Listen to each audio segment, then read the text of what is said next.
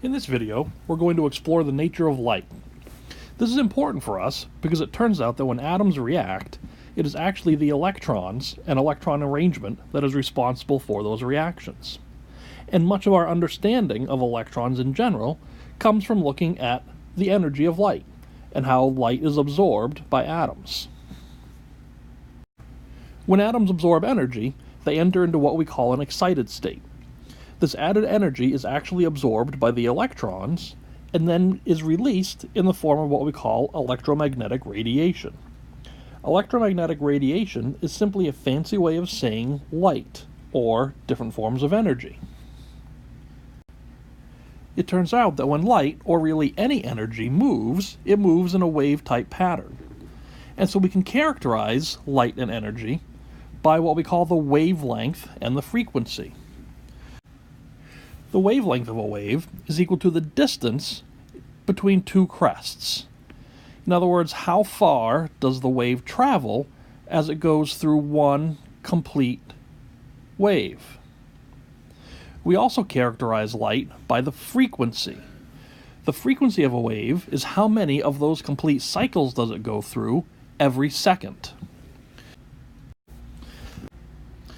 And so we have those two main aspects of a wave. We have the wavelength of the wave, which we express using the Greek symbol lambda. We also have the frequency of the wave. Technically, frequency of a wave is expressed using the Greek letter nu, which looks something like this. For efficiency's sake, quite often when typing, you will see simply the letter V used, but recognize that we are actually talking about the Greek symbol nu. Remember that the units for frequency are cycles per second. How many full waves do we go through every second? And so the units will either be 1 over seconds, or seconds minus 1, or hertz. We can set up an expression relating the frequency and the wavelength of waves, because it turns out that all electromagnetic radiation will travel at the same speed, which is the speed of light in a vacuum. That is a universal constant equal to 3.00 times 10 to the 8th meters per second, which we express as c. And so that leads us to this relationship that c, the speed of light, is equal to the frequency of the wave in hertz times the wavelength of the wave, which must be in meters when using this equation. Even though we will quite often express wavelength in nanometers because that is more convenient for us, be sure to recognize when using it in this equation, wavelength must be in meters. This graphic here shows us the entire spectrum of electromagnetic radiation. We have very long waves with short frequencies up in this range. Radio waves, anything from about a meter upwards to 10 to the 8th or so meters in length. So very long, very small frequency waves. We start to get a little bit shorter, down into roughly the centimeter range or so, and we get microwaves. These are, in fact, the energy waves that are used in your microwave ovens. We get down to even smaller and smaller waves. We get to the infrared spectrum. Then we get down to waves that are roughly 380 nanometers up to about 750 nanometers. This is the visible spectrum. This is light as we know it, the light that we interact with on a daily basis. And so we can see from looking at this that what we perceive as color really is nothing more than energy at different wavelengths. If we have energy that is roughly 700 nanometers wavelength, we perceive that as red. Energy that's down closer to 400 nanometers or so in wavelength, we perceive as blue, and so on. 525 nanometers or so, we perceive as green. Then we start to get even smaller wavelengths. We'll get down into the UV range, and eventually X-rays, and then very high energy gamma rays. Note the relationship between frequency and wavelength as well. As our wavelength decreases as we get smaller and smaller waves, our frequency increases. And so we have very low frequency, high wavelength radio waves, up to very, very short wavelength, very high frequency gamma rays. As we'll talk about in a little bit, there's also a relationship with energy. As our wavelength decreases and frequency increases, our energy increases as well. And so gamma rays are much more energetic than radio waves, and so on. A very common type of problem when using the light equation will be to calculate either the wavelength or the frequency of a wave when you're given the other bit of information. Here, we're looking particularly at the wavelength of the radio wave from WBLM, which broadcasts at a frequency of 102.9 megahertz. And so we're going to use our light equation, speed of light equals frequency times wavelength, in order to find that. Now, the first thing we have to recognize here is that in order to use the light equation, our frequency must be in hertz. But we're given here units of megahertz. And so the first thing that we want to do is convert that megahertz over to hertz. And so here we've done that. 102.9 megahertz times 10 to the 6th hertz per 1 megahertz gives us 1.029 times 10 to the 8th hertz. We can now manipulate our light equation in order to solve for wavelength. So we know that speed of light, c, equals the wavelength times frequency. We can rewrite this equation to solve for wavelength. So wavelength will equal our speed of light divided by frequency. Speed of light is always 3.00 times 10 to the 8th meters per second divided by our frequency.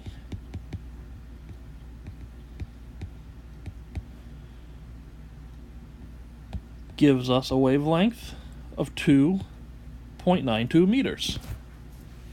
It's always good just to stop and think for a moment if our answers make sense. We know that we're talking here about a radio wave, and we said earlier that radio waves are in the range of meters or so, and so this does make sense. Here we have a similar problem. We want to calculate the frequency of red light that has a wavelength of 650 nanometers. So again, we know that we're going to use our light equation, c equals wavelength times frequency. Now we know that we need to use meters for our wavelength, but we're given units of nanometers. And so the first thing that I would do is to convert from nanometers to meters. And now that we've done that, we're ready to use our light equation. This time we want to calculate frequency, and so we're going to manipulate our light equation here to solve for frequency. Frequency equals c over lambda.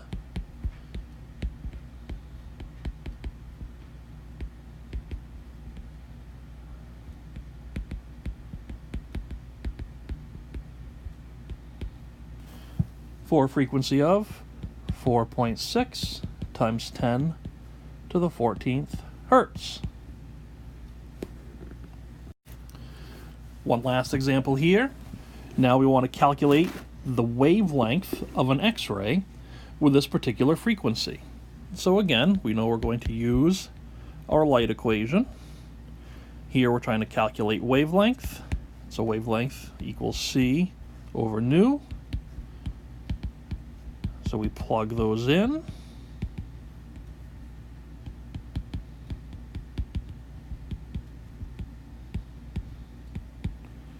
For a wavelength of 6.9 times 10 to the negative 11th meters. And so, to recap where we are so far, we're going to use the light equation in order to compare wavelength and frequency.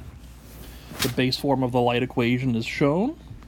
If you need to calculate the wavelength from the frequency, the wavelength will equal c over the frequency.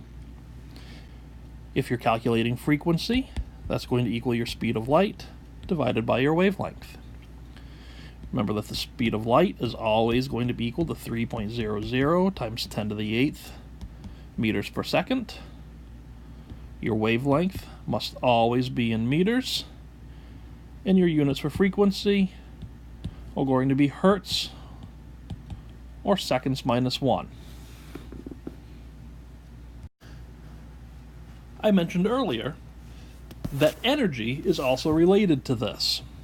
It turns out that the energy of any particular wave is directly proportional to its frequency, and we can relate them using what we call Planck's equation, where the energy in joules is going to equal Planck's constant, which will always be this number here, times our frequency.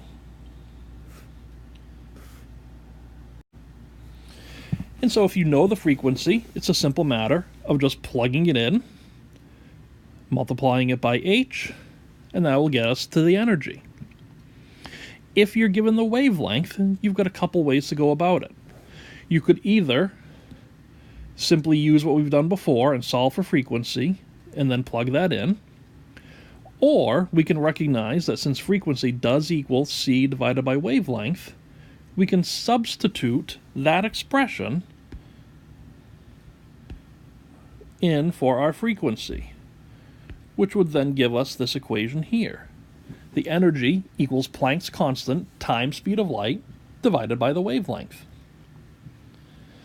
And so looking at this equation, one thing that we do see is that as the frequency of light increases, and so as our frequency here goes up, that means energy goes up. And we can also very easily see by looking at this equation, as our wavelength increases, our energy decreases. And so frequency and energy are directly proportional, whereas wavelength and energy are inversely proportional.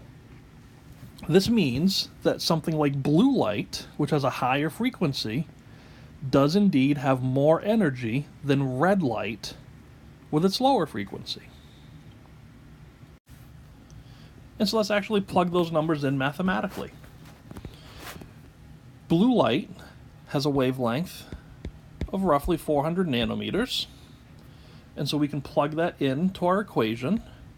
Energy is going to equal h times c divided by our wavelength, and so we plug those numbers in, and then we calculate it out, and we see that blue light has an energy of roughly 5.0 times 10 to the negative 19th joules. And then we can do the same for red light.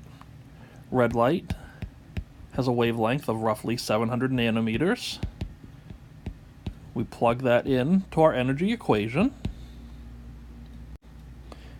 and we see that red light has an energy approximately equal to 2.8 times 10 to the negative 19th joules. And so blue light has an energy almost double that of red light.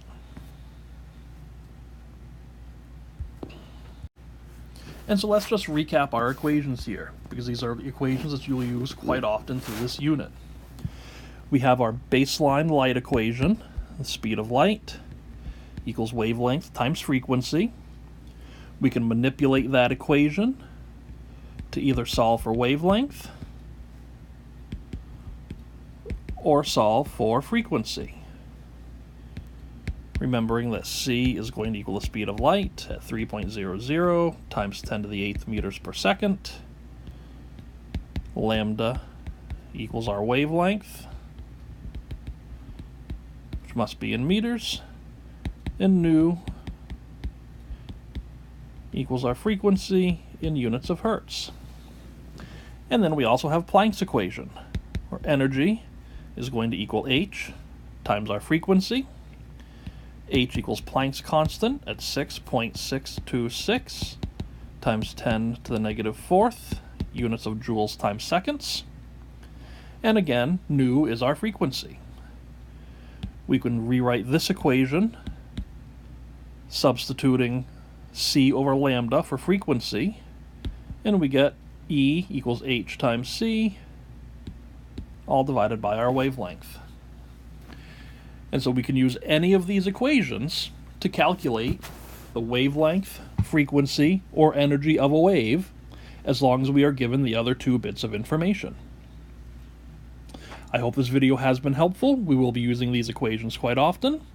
Be sure to refer back to it, or come see me if you need more help manipulating these equations.